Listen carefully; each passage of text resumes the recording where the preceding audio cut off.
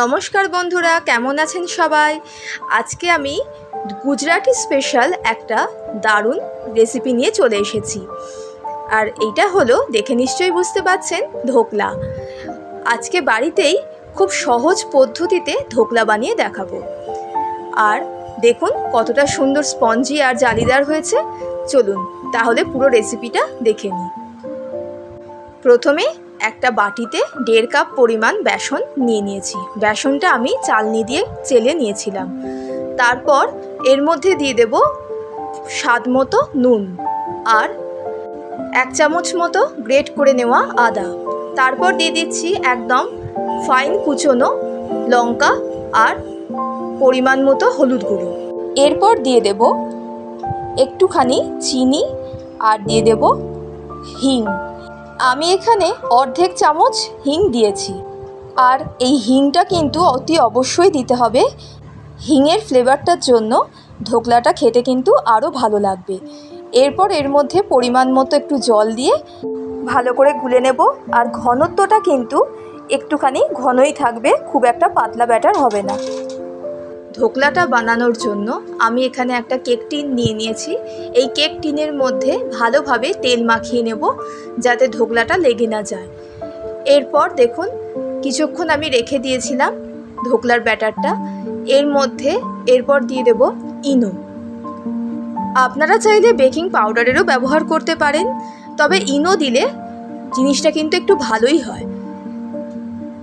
এই যে দেখুন 1 প্যাকেট ইনো দিয়ে দিয়েছি, দিয়ে এবার গুলে নেব।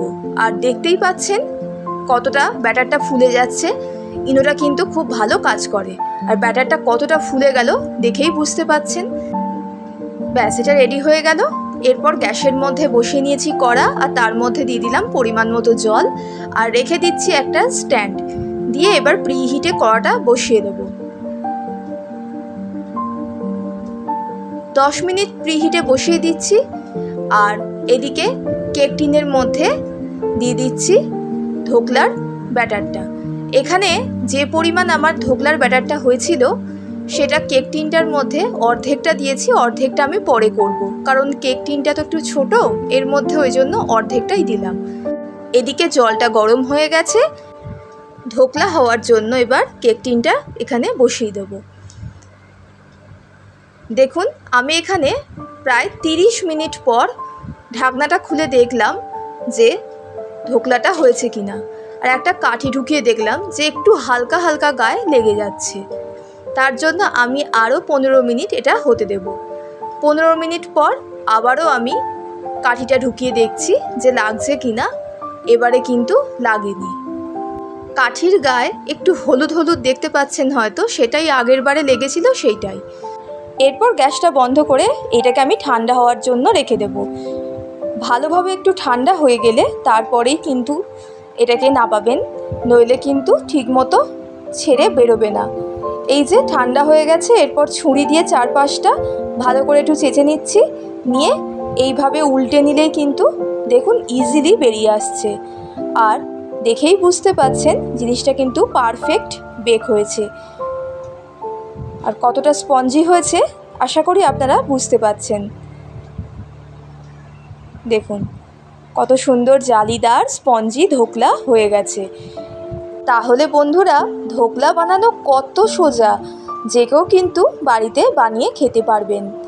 আর একটা কথা, যদি রেসিপিটা ভালো লেগে থাকে তাহলে কিন্তু অবশ্যই কমেন্টে জানাবেন। আর ভালো লাগলে একটা লাইক করে দেবেন। এইবার আমি ধোকলাটাকে ছুরি দিয়ে কেটে নিচ্ছি, পিস পিস করে কেটে রেখে দেব। আমার কাছে কেক টিনটা 4 চৌকো ছিল না, চৌকো কেক টিন হলে আরও ভালো হতো, এই কোনাগুলো বেরোতো না। যাকে তাতে কি যায় আসে, ধোকলা তো রেডি হয়ে গেছে।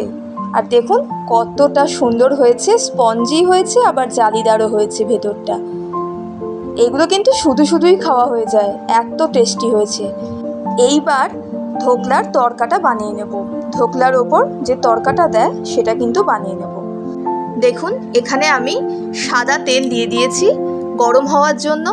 সাদা তেলটা গরম হয়ে গেলে তার মধ্যে দিয়ে দেব সর্ষে। সর্ষেটা দিয়ে একটুখানি গরম হয়ে গেলে তার মধ্যে এবার দিয়ে দিচ্ছি কাঁচা লঙ্কা আর কারি পাতা। এটাই কিন্তু মেন উপকরণ, সর্ষে, কাঁচা লঙ্কা, কারি পাতা। কারি পাতাগুলো আমি শুকনোই দিচ্ছি, কারণ এগুলো আমি রোদে শুকিয়ে নিয়েছিলাম। আপনারা চাইলে টাটকা কারি পাতাও দিতে পারেন। এরপর এর মধ্যে দিয়ে দেবো নুন আর হলুদ, দিয়ে ভালোভাবে একটুখানি ফোড়নটাকে জ্বালিয়ে নেব। ফোড়নটা ভালোভাবে জ্বালানো হয়ে গেলে ধোকার ওপর দিয়ে এইভাবে ছড়িয়ে দেব চামচে করে।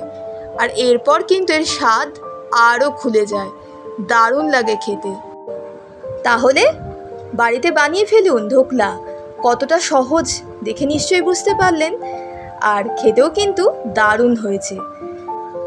রেসিপিটা যদি ভালো লেগে থাকে, এই রকম নিত্য নতুন রেসিপি পেতে হলে আমার চ্যানেলটিকে সাবস্ক্রাইব করে রাখার অনুরোধ রইল।